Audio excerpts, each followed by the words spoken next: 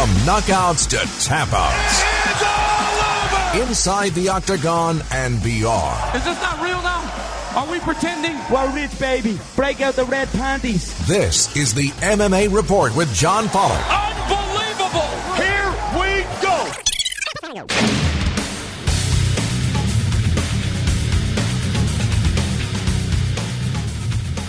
Welcome to the MMA Report. I am your host, John Pollock. Thank you for joining us for another exciting edition of the show. Joining me, this is becoming a regular because I like this guy. Cody Saftik is with us from the Fight Network. What's going on, Cody? You're back again. That's right. I do appreciate the kind words. Thanks for having me back, That's officially John. Your seat. Yeah, and what a nice seat it is for those of you who are not previous to this knowledge of this nice wooden solo chair. I do enjoy it very much. You know, it's underrated, but I like that wooden chair, to be quite honest. I think it's better back support. It's a strong chair. Yeah, I don't know if we just believe it's better back support or if it's like one of those tall tales from Placebo boxing effect, in the definitely. 40s. If you just sleep on the wood or the solid ground, it's good for your spinal alignment. Is it true? I don't know. Will it make a man out of you, John Pollock? That's what I'm told. At least that's what my granddaddy says. All right. Well, before we lose all of our listeners discussing spinal alignment, we've got some stuff to discuss. I'll be honest, like going into today's show, I mean, this was kind of a quiet week, I think, overall in mixed martial arts, but certainly what is dominating most people's mixed martial arts discussion is the fact we are closer than ever to this Floyd Mayweather-Conor McGregor fight, which when I say it, it still sounds ridiculous, but I mean, Dana White going so far as to state that he does believe this fight will happen. There's just too much money involved. It's an interesting decision if you're on Dana White's side, who had been adamant against this fight, Cody, but seems to have really changed his tune, as he did on Conan O'Brien on Wednesday night. And do you feel this is inevitable now, that this fight, it's just a question of when, not if? Yeah, when you're talking about this amount of money being on the table for one particular fight, of course the thought process will be it will happen at some point. But at what point, that I don't understand. If you're Dana White, you're looking at this as, well, I'm the promoter of one Conor McGregor. So if he's going to go out and box Floyd Mayweather, I mean, it's going to do huge business. I want a part of that business. What Mayweather's coming out and saying is like, why do we got to cut this guy? And see, I run Mayweather Promotions. I'm a self-made man. I'm my own boss. Why can't you be like that, Conor? And I think part of Conor is thinking the same thing. Why can't I do that? Why can't I do that? I don't necessarily have a contract. I'm not sure what his contract entails, but I don't think that there's something in there that prevents him from boxing. Dana White may seem to believe so, but I believe McGregor and his legal team certainly believe that there's a clause that they can get out and have this boxing match. When you look at it on that point of view, there's a good possibility it happens. But if you're the UFC and you're getting cut out, so to speak, of this mega business, now you're losing your star in Conor McGregor for the foreseeable future because his entire mindset's going to be prepared for this fight. He's not going to be in any hurry to come back to an MMA fight against a tough guy like Tony Ferguson after fighting a guy like Mayweather. You're essentially losing your star. So they'll battle it. They'll take it to court.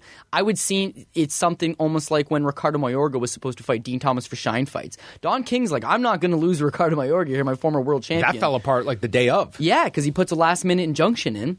The court's like, listen, you got a contract. I was almost actually surprised when Quentin Rampage Jackson ended up fighting Fabio Maldonado, and it wasn't Bosse, because I had a precedence of I've seen this happen before. Don King won the lawsuit, but you have to be able to put up a bunch of money in lawyers, and Shine Fights was unwilling to basically put up the same amount of money and go through with their own lawsuit against Don King. Whereas I think the UFC has a legal team that they could say, listen, Conor, we know what the contract entails. You're actually going to breach it by doing this. We're going to try to prevent it. So I see there being some a legal loophole that's going to have to be sought out in that regard. But they're going to try to get their hands in it. My last point on that, though, is for all the people that say this fight is closer than ever, and they're probably right. And I'm one of those people that think that there's certainly where there's smoke, there's fire. And I do believe that there's a fire burning here. You're still skeptical. Yeah, I'm still skeptical because how long did fans wait for Manny Pacquiao, Floyd Mayweather? That fight had been rumored to have been signed many of times. But when you get to the negotiating table and it's, well, I'm going to keep $65 million and I'm going to give you 10, it's always going to fall apart. McGregor's going to want as close to a 50-50 as he can get. He's not going to get that. And that in itself is a negotiation, an issue that they're going to have to overcome in negotiation. So it's going to be a while. I think you're naive if you don't view every single Dana White public appearance as tactical. This is somebody that certainly has perfected the art of utilizing his media appearances for maximum effect. And you can trace it back to just a couple of weeks ago when he cut ties, theoretically at the time, with Misha Cirkunov. He just played hardball with this guy, where Misha Cirkunov watches that interview, and that was news to him, that we are no longer in business together. thought that the contract situation was going to work itself out, and then Dana White just cuts it publicly. And then a few weeks later, cooler heads prevail. A deal is made. I mean, Dana White, certainly, he is not above telling you that the sky is orange on television and then the following day realizing it's blue. Yeah, well, whatever he tells you, you can't necessarily take it for face value. I think that fans and pundits have certainly realized that over time. But when you look at an appearance like Conan O'Brien, when you're looking at an appearance of him in the mainstream media, when does UFC really crack into that mainstream? It's when they have some big stars. And in his case, they're not bringing him on a big show to talk about Jimmy Manuwa this weekend taking on Corey Anderson. They're bringing him in to talk about, well, what's big? What are the big stories? And this is a big story. This is something that can get the casual fan into it. It can get the boxing fan into it. It can get celebrities that are now going to want to attend this event. It's a big thing. It transcends not only just sports, but it transcends almost pop culture and almost the world, so to speak. So it's good for Dana White to get his face into public image. But I wouldn't expect that they would call Dana White and say, hey, we're booking guests. We'd love to have you on the show. Do you want to talk about the return of John Jones? No, they don't care about that. They're not looking to talk about Ronda Rousey, which is a story that's already been beaten down at this point. They're looking to talk about, well, what's that real fresh thing? What's that big story? And what that is Conor McGregor versus Floyd Mayweather. That's what's gaining the traction. So he can't just go out on these shows and be like, it's never going to happen. He's almost got to flatter that idea, have a conversation, build some interest, get some interest in his own product. I see what he's doing, but yeah, certainly somebody that if he says this is never going to happen, it almost seems like there's a great possibility it will happen. The fact that he's now saying that there's a good possibility this will happen is a good indicator that there's a great possibility it probably won't. You know how it is. I mean, you just can't take it for face value. Yeah, I think that as well. You look at the new UFC under this new ownership. I would say the UFC of 3 years ago, there's no way they're entertaining this idea. I think it's completely different now where this is completely a financial decision that the UFC is making on a year that they're going to struggle on pay-per-view that you need to make amends with a George St. Pierre. You need to look at things outside of the box, and this is as out of the box as the UFC has probably ever gone. I mean, the closest would be the James Toney comparison, but that had nowhere near the financial ramifications that this does, even in a deal that heavily skews towards Mayweather Promotions, the UFC being cut into that for what could be a fight that I don't feel will have the appeal of the Manny Pacquiao fight. It might, man. But it might. Who knows? This is definitely you're talking about a star that is at his peak in Conor McGregor and how much of an audience he brings. That he sells a much better game than Manny Pacquiao too. Maybe this grows to a level that I'm not at least anticipating. But north of 2 million buys, I definitely think that's viable. I would be stunned if it did anything less than 2 million buys. Yeah, I agree. The thing is I think this is bad for business if you're the UFC. You bring up the idea of James Toney versus Randy Couture, and what the UFC had going in that matchup was that it was an MMA fight. Mm-hmm. They were going to try to look to expose this boxing star in an MMA fight. Now you've almost got the roles reversed. You've got Conor McGregor leaving the confines of the octagon, going to a boxing match. If he gets exposed right away, that's bad for business right off the get-go. Second of all, this is not a UFC fight. It's not going to be promoted by the UFC. It's going to be a boxing match, and thus it'll be promoted by boxing promoters, such as Mayweather Promotions. So the best that they can get is a cut of the pie, a small cut of the pie, and as you're saying, tie your name into a 2 million sale pay-per-view. That in itself is good. But that in itself is not great because the majority of that attention is not going to the UFC. It's going to the fact that some guy that fought in the UFC is now going to be headlining a boxing match. But if you're Conor McGregor and you come to the UFC and you say, listen, they're going to give me $50 million for this fight. It's going to sell 2 million pay-per-views. In many ways, you're jumping the shark. What could the UFC possibly do that's bigger than Conor McGregor versus Floyd Mayweather? There's nothing. You're going to lose a star here that if he gets paid $50 million, he's conceivably never going to fight MMA ever again. Why? Because even if he wins or loses, John, why wouldn't he just continue boxing? There's clearly more money if you're Conor McGregor in boxing, especially if you're going to go get some astronomical payday here. If you get paid in one fight what you got paid in 7 MMA fights, there's no sense in coming back to MMA. So the UFC is now risking losing a star, win or lose. But beyond all that, if you tell Conor McGregor, no, you are not going to box. You retain his MMA services. If he wants to make $50 million, tell you what, Conor, we will give you $50 million. But you're going to have to fight 3 fights for us. You're going to have to headline 3 cards. You're going to sell 3 million pay-per-views, which is more than the 2 million pay-per-views you're getting a small sliver of if you just retain your star, put him on your own shows in MMA fights, promote the hell out of him, give him the money he wants, but stretch it out a little bit instead of one bang off, he's gone after that. Yeah, I mean, there's a ton of There's a lot to look at. Should this fight occur and what happens after? You're talking about Conor McGregor making more money than he could have ever imagined in this one fight. And after that as well, I mean, we've seen this on a to a lesser extent with fighters that have become champions in the UFC that get that cut of the pay-per-view. Then they lose, and then suddenly you're doing the same amount of work preparing for world-class fighters, but you're doing it for less money because you're not figured into the back end of the pay-per-view any longer. So for Conor McGregor to go from whatever his purse will be for Floyd Mayweather to a fraction of that to come back to MMA to fight someone like a Khabib Nurmagomedov or a Tony Ferguson, that's a mental adjustment that Conor McGregor would have to make. And once you get to a level where it's, I made this amount and now you want me to come do an entire camp for this, it's very hard when you're set for life after this Mayweather fight. Yeah, plus look at it on the point of view that Conor McGregor is a triathlete, let's say, right? And if you're going to take any great triathlete and tell them, listen, you're only going to be swimming now. We're going to send you to the Olympics, and you got to compete against Michael Phelps, but you're just going to swim now, and we're going to pay you a lot of money. You focus on the swimming, you get ready for swimming. Whether you win or lose, they're going to pay you an astronomical amount. For then you now to go back to being a triathlete, and you have to now get back on your cycle. You now have to be able to run 10 miles, however long. You have to add all these different elements. It's, well, am I getting paid more to do more work? I've got to pick up 3 things. No, you're going to actually get paid less. And it's harder on the body. I've been watching boxing a long time, John. You know the amount of times that high-profile boxing matches fall off at the last minute? Almost never, unless it's a contract dispute. These guys don't get hurt in the gym. They've got one thing to focus on. They go in. They focus on punch offense, punch defense, moving around, keeping slick, their strength and conditioning. You're not going out there and saying, geez, the next guy I'm fighting is a 2-time All-American out of Iowa, so I'm going to have to bring in some All-Americans and I have to grind my knees. Oh, geez, the next guy I'm fighting is a BJJ black belt. I'm going to have to bring in... There's none of that, right? So you're in MMA, I've always thought it's a much tougher sport. There's a lot more elements that go into. There's a lot more focus that needs to be going into. You have to be just the most dedicated and disciplined guy. Not to say that you don't have to be dedicated and disciplined to be a boxing world champion, but you have to be more spread out in mixed martial arts by the very definition. That's exactly it. And as a young man, you might be saying, and we see kickboxers sometimes go to boxing. As a young man, you don't mind fighting a lot. You don't mind getting in there and making no money. You don't mind doing that because you're building up this dream. But once you establish yourself, now you're not looking to do less work, but you're not looking to spread yourself out like that. And if I'm Conor McGregor, I'm thinking, geez, this boxing lifestyle was actually pretty good to me. I got paid more money doing it in one single fight. And even if he loses, it doesn't matter if he loses. He's fighting the best guy. He's fighting the best boxer perhaps of all time, but certainly of this generation.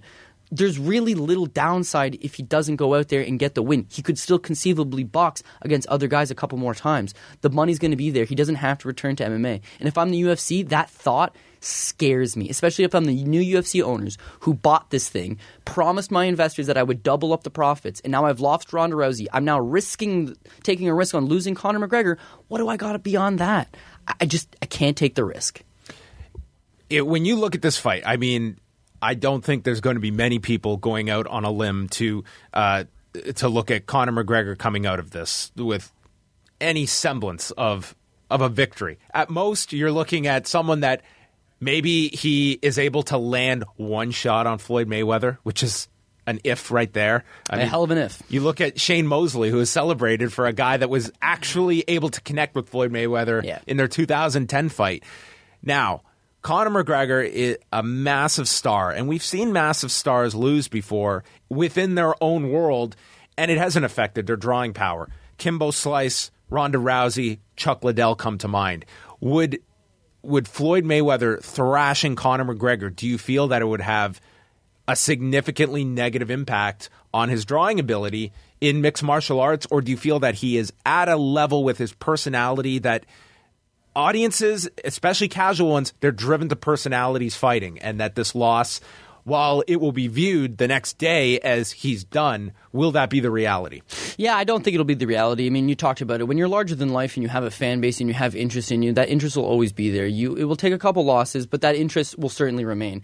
I don't think he loses that much credibility losing to Floyd Mayweather in a boxing match. If Floyd Mayweather fought Conor McGregor in an MMA fight and landed a lucky punch and knocked him out, that would ruin him. Because now some boxer who's never trained in MMA came over, landed a lucky punch, and now who's to say that any boxer can't just knock out an MMA fighter? But if he gets thrashed in a boxing match, conceivably the talks will still become, yeah, well, what if he was allowed to throw kicks? What if he was allowed to take you down? That changes it completely. And then you get some boxer who's now, I'll come to the UFC and knock out Conor. I just saw Floyd do it. He comes, Conor beats him up. It's fine. You move on. You roll on from that. I don't think you could lose that much luster, so to speak, especially because you're going out there and you're taking on the best in the world at his game. If they told Conor, and this is a great idea that they don't do this, listen, Conor, we're going to give you a couple tune-up fights somewhere in Vegas, and you're going to take on, so we got some guy from Tijuana. He's 1-4. That is what you do not want, because that'll ruin your credibility. But losing to Floyd, I can't see it losing that. And like you said, Shane Mosley pretty much lost every single round other than the second round. He lands a good right hand,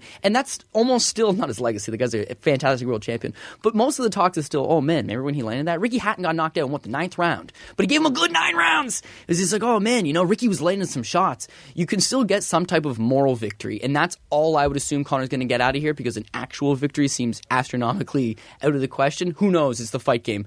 But a moral victory would still probably help out his career. It could be a net gain if this guy were to somehow go 12 rounds with Floyd Mayweather Jr. Yeah, he wouldn't be the first. No, he wouldn't be at all. I mean, I'm not as much on the side that this is somehow taking your biggest draw and he could be torched to nothing. It's not a great comparison, but I mean, you look at CM Punk, and here he was going into a foreign world in mixed martial arts and was thrashed by Mickey Gall.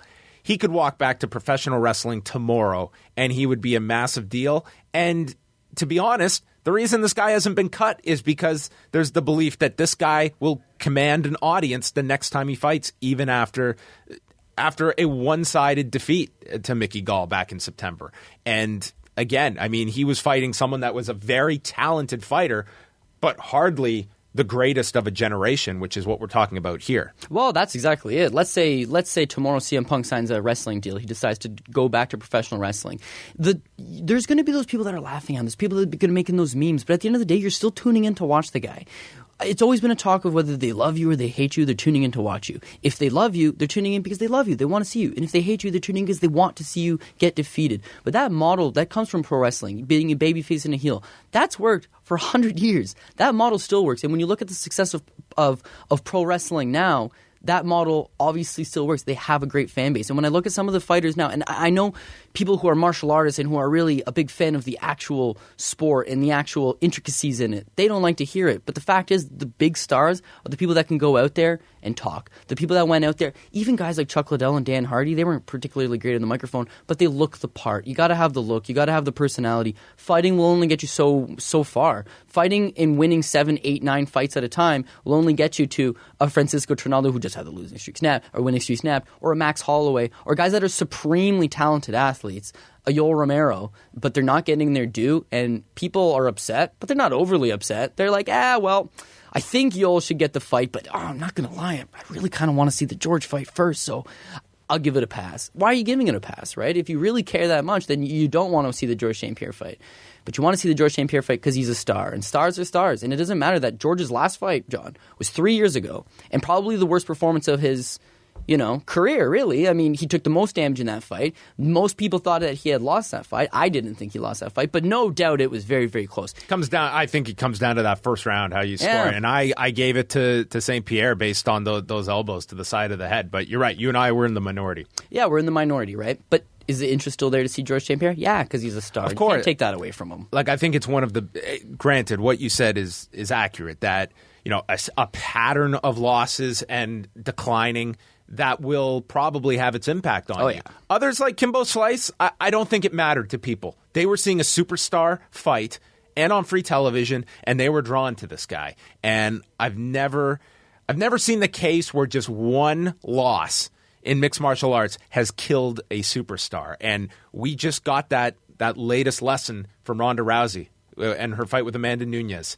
Oh my God, she's done. No, she had more interest than ever coming off of that loss and the questions going into that. But anyway, we will be discussing this fight probably a lot. Do you foresee it happening in 2017 if they can get everybody onto the same page? Because it's one where Floyd Mayweather Jr. certainly probably wants to get this fight in, but it's also one that I mean, I don't see him looking at Conor McGregor as somebody that, man, I've got to fight him this year because 18 months from now I might be in trouble. I don't know if that's really the thinking here. Yeah, if he was taking on some up-and-coming world champ, if this was Errol Spence, I would assume that he'd want to get it out of the way. People often were like, wow, I'm surprised he took on Canelo. He took on Canelo ASAP because Canelo in a couple years is way too big and strong. He's a smart guy like that. And when he looks at Conor McGregor, sure, the guy's boxing is going to get better, but is it going to get that much better over 18 months period?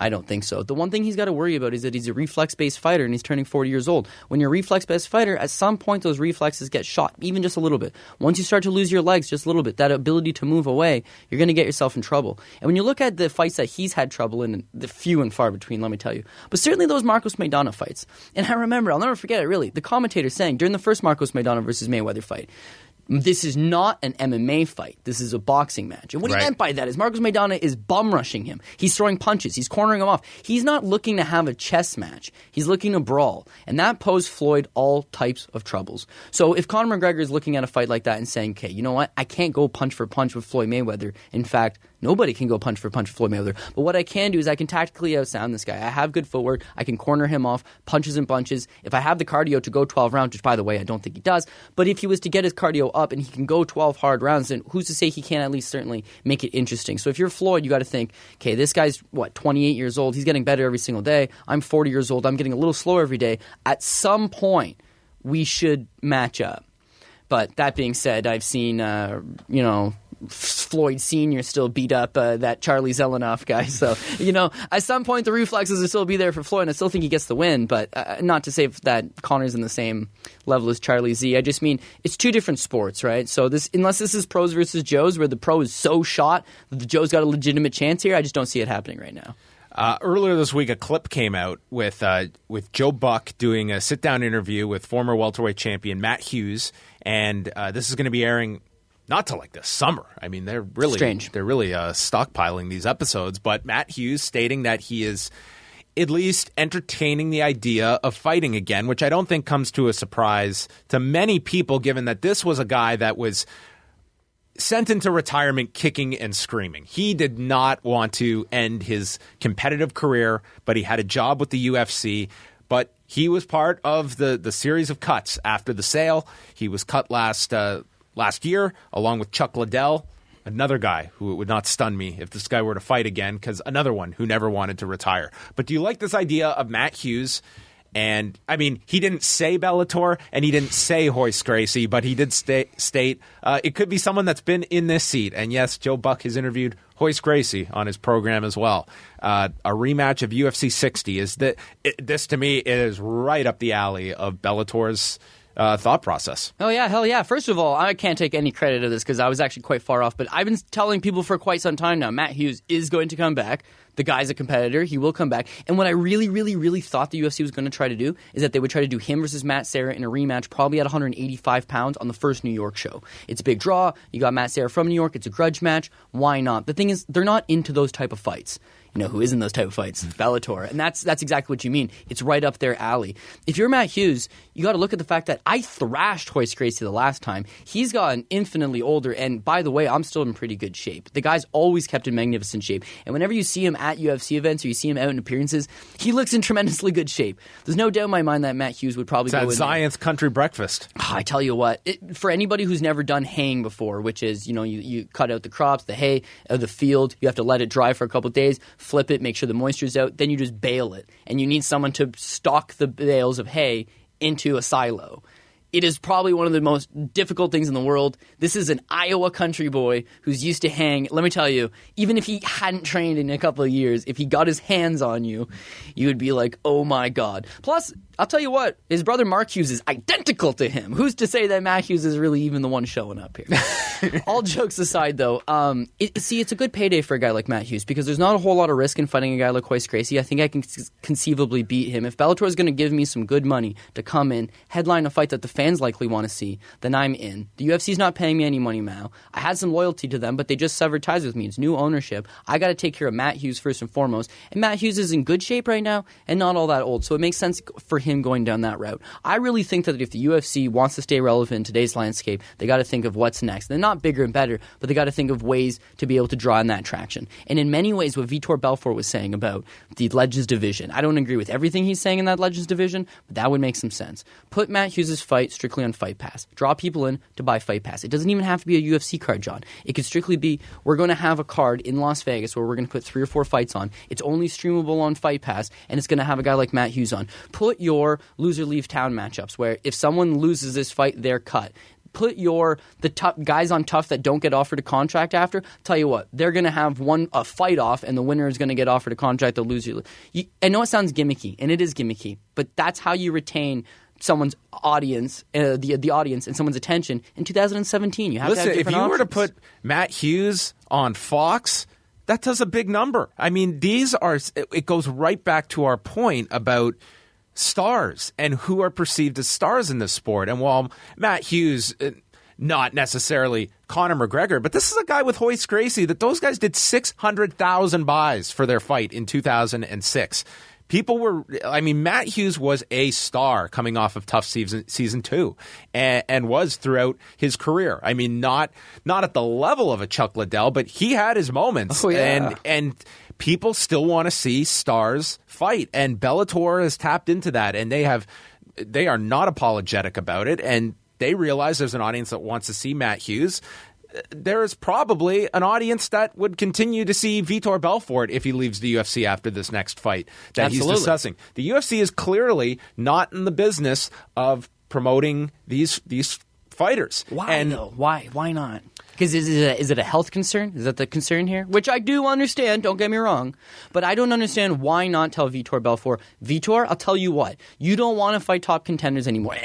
We don't really want to see you fight top contenders anymore either. You don't want to fight 5-minute rounds. You don't want to throw elbows. You don't want to throw knees. If you're willing to take a significantly reduced pay cut, we will give you not a winnable fight, but essentially that's what it is. We're going to give you someone who's over 35 years old, certainly, probably pushing 40 as well. We're going to go find, I'm just making up names here, we're going to go find Ron Waterman, who all of a sudden wants to get a fight here. You guys aren't going to cut. You're going to fight at 225. It doesn't matter. Go find an aging legend for him to fight. You're not going to show him the big money to fight someone like that. But if a guy like Vitor Belfort wants to continue, I got an odd stance on this.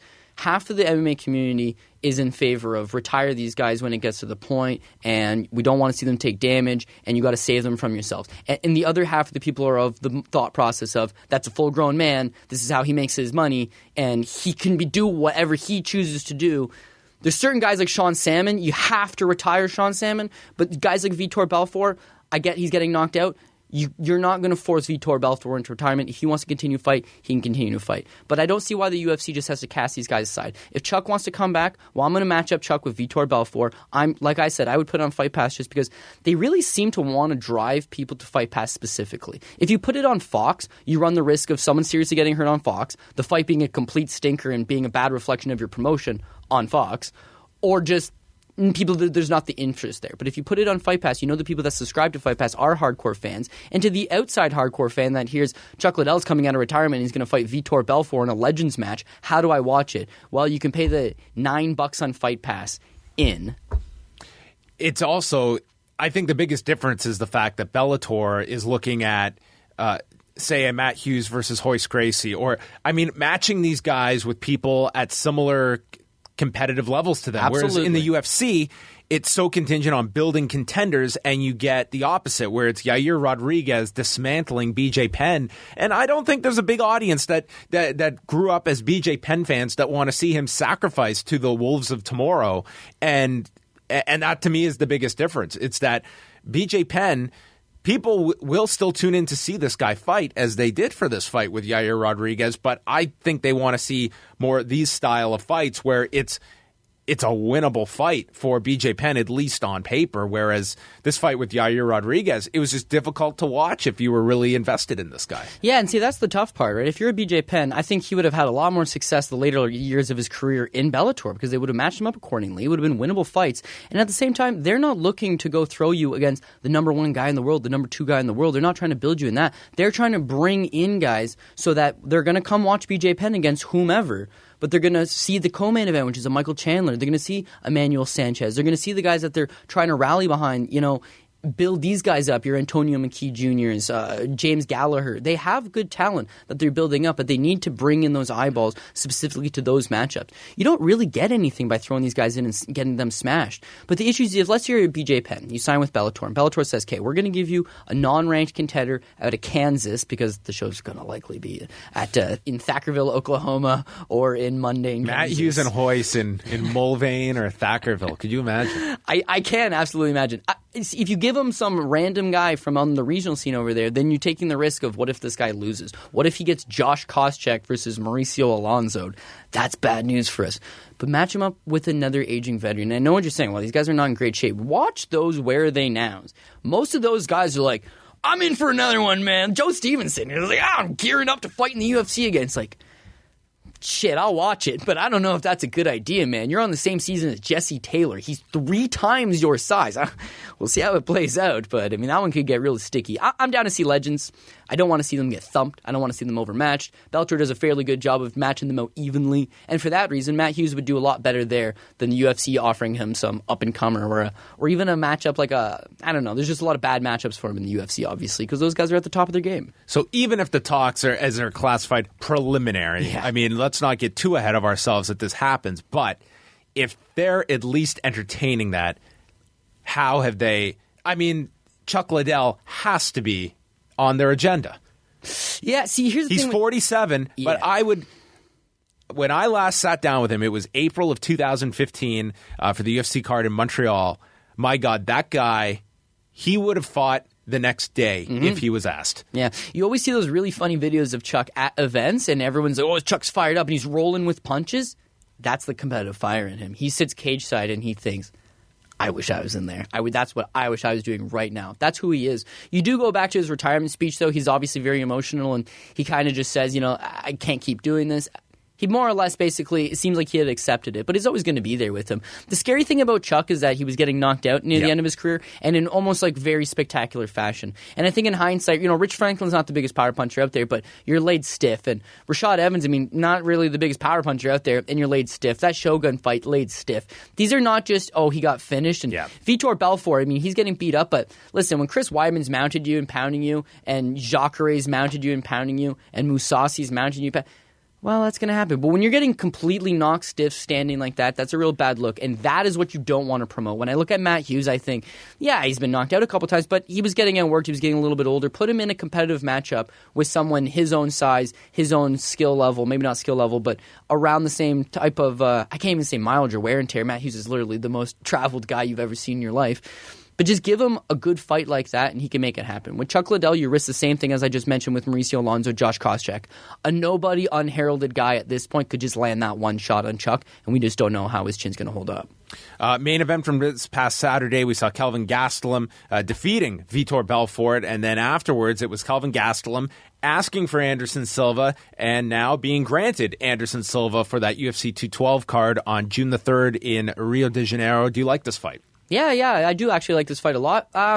It feels like Kelvin Gastelum's almost like on a Legends tour here, where he's getting some big fights, and that's good too, but you're retiring guys now. You just retired Tim Kennedy. Now you've more or less retired Vitor, who does say he's going to stick around for at least one more, try to end the career on a winning note anyways. And then with Anderson Silva, I don't know how many he's got left in him as well. Kelvin Gastelum's done a really good job here because this is a welterweight moving up to 185 pounds. And I truthfully don't believe that he's an elite middleweight. The guy looks fantastic at 185, don't get me wrong. But at 5'9", he's going to eventually run into a Jacare or a Yoel Romero, and it's a game changer. But he's done a fantastic job of avoiding those matchups and taking on guys that conceivably... And be much faster. Yeah, he's much faster. He can outwork them. And over the course of 3 rounds, that Vitor fight, it only went 1 round, but I really thought, there's no way this goes 5. But 5 rounds really plays into Kelvin Gastelum's hand. I mean, look how good this guy looks at 185 pounds, where he's not spending the night in hospital, missing weight by 10 pounds, and then showing up to fight Tyron Woodley to a split decision.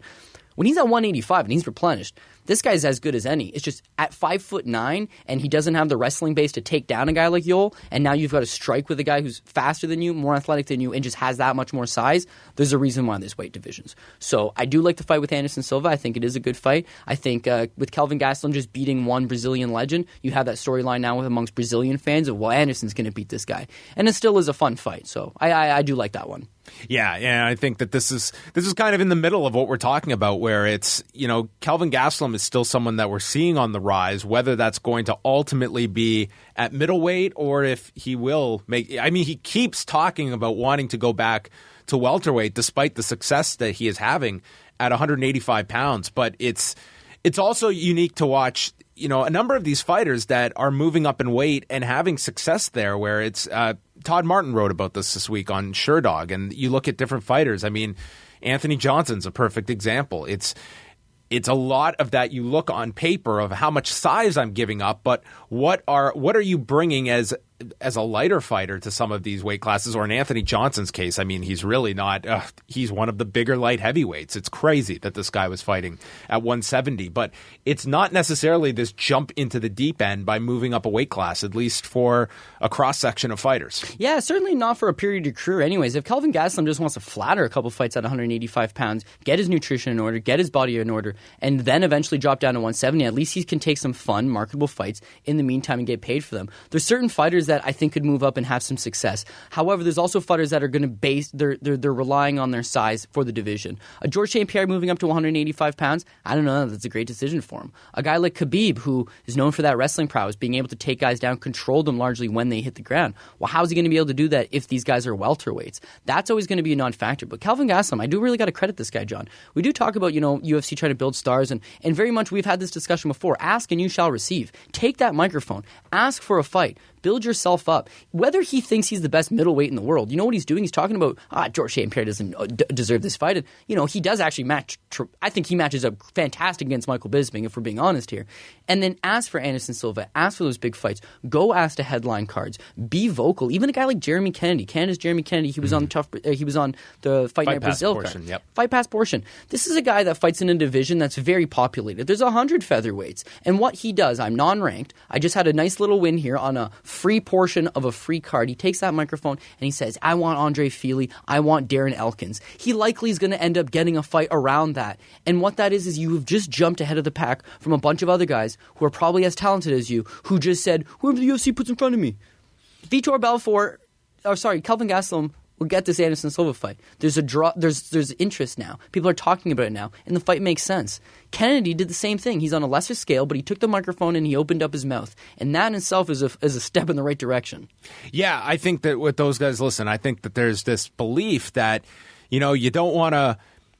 A lot of these guys, they come from traditional, athletic backgrounds where it's like it is embedded in you to just show that respect, and that somehow challenging a guy is disrespectful instead of, listen, I want to fight you and I want people to have interest in our fight and we're both going to do better as a result of this. Or it's somehow overstepping your boundaries with what the matchmakers are paid to do. It's like if that was an issue, that question would not be asked of you. That would not be Brian Stan and John Anik would not be asking you that question if that was somehow the UFC, who controls the broadcast, didn't want you challenging guys. And there's a pretty good track record of, hey, you throw out that name, decent shot in divisions of 100 guys where you're number 88, and in your next fight, let's put him with 82 versus, hey, I'm going to call it number 40 and look at the ground I can cover in my next fight to try and make a mark instead of just being a wallflower in this division. Hey, let me tell you this. Would Mickey Gall be on the Fight Pass portion of a free card in Brazil last weekend? No, he would have been on the main card. In fact, they're going to use this guy in a pay-per-view probably his next time out. You don't have to be a big smack talker. You don't have to go out there and be someone you're not, but at least have enough. If you played professional football and they asked you, who do you want to play next? Would you say, we want to play the Dallas Cowboys? And when the Cowboys say, what? Can't believe he said that about me. But there's whoever the NFL puts us against on the next schedule is we'll exactly. But a lot of times you want to fight the best guy, and a lot of these fighters, they want to fight the best guy, and you can't just go out there and challenge anybody. A guy like Shogun, realistic. I would like a title shot, but I know I'm not the next guy in line, so I'm going to have to fight my way up more than likely. But call somebody out, give a name, and you nailed it. When you're a guy like Jeremy Kennedy, using him as an example again. If I'm Sean Shelby and I'm Mick Maynard and I've got all these whiteboards all set up and I've got spreadsheets and I've got fights going up, and I say, wait, what did the kid just say? Jeremy Kennedy wants to fight Andre Feely? Done. That's what we're doing, right? You made a perfect segue there, because we move over to the light heavyweight division, and this past week, our favorite topic, the rankings. At light heavyweight, Misha Cirkunov made a stunning return to the rankings. Amazing how that works. How'd that happen? Crazy. He's in at number 11, while Volkan Oezdemir, who's his next opponent, finds himself at number 7. How did he move up like that, by the way? He was 14 like a week ago. Well, that a hell of a split decision victory is all I can credit that for. Yeah. Volkan Oezdemir, I don't know how he ends up 7, and Misha Cirkunov, who's been on a tear in this division, is 11th. Do you like this fight for Cirkunov? It's May 28th in Stockholm. I'm sure that had they been able to lock down a deal with him earlier, they would have targeted the Buffalo card for him, but I mean, everyone was talking about the fact of trying to get him on Buffalo. That's in 3 weeks. I mean, this guy is probably not going to shortchange a camp just to be able to fight in Buffalo. Instead, he now gets a full camp against Volkan Oezdemir. Yeah, I mean, you just signed a new deal, too, so you don't want to exactly go take your first fight of your new deal in 3 weeks' notice. Had he initially just came to contract agreements with them a couple months ago, he likely would have been on that UFC 210 card. Dana had flown him and his wife up to Vegas, talked to him, obviously didn't work out. It's fine. I actually love this fight for him because it's a low-risk fight compared to some of the other guys in the division. He's a guy that's now 4-0 in the UFC. He's finished all 4 of those fights. He's building a lot of interest. He's got guys like Anthony Johnson mentioning his name. He's building himself up. If they're going to say, okay, we want you to take on Glover Teixeira, or we've re-signed Ryan Bader and we'd like you to take on him, or even a guy like Ilir Latifi, who's a very tough out, those are all very tough fights. Instead, they're saying, listen, we got this guy Volkan Oezdemir. Now, not only did he make his UFC debut on short notice and took a very close split decision over Oven St. Preux, this guy's fought conceivably twice as a light heavyweight in the last 4 years. He's fought 3 times professionally in the last 4 years. He was supposed to fight for the Titan FC heavyweight title, cut like 35 pounds of the week up. Not particularly a big guy, not all that experience. And the other thing is that he's a former Swiss kickboxer. He got into MMA late because he's a former roommate in the Netherlands with Alistair Overeem. He's a kickboxer through and through.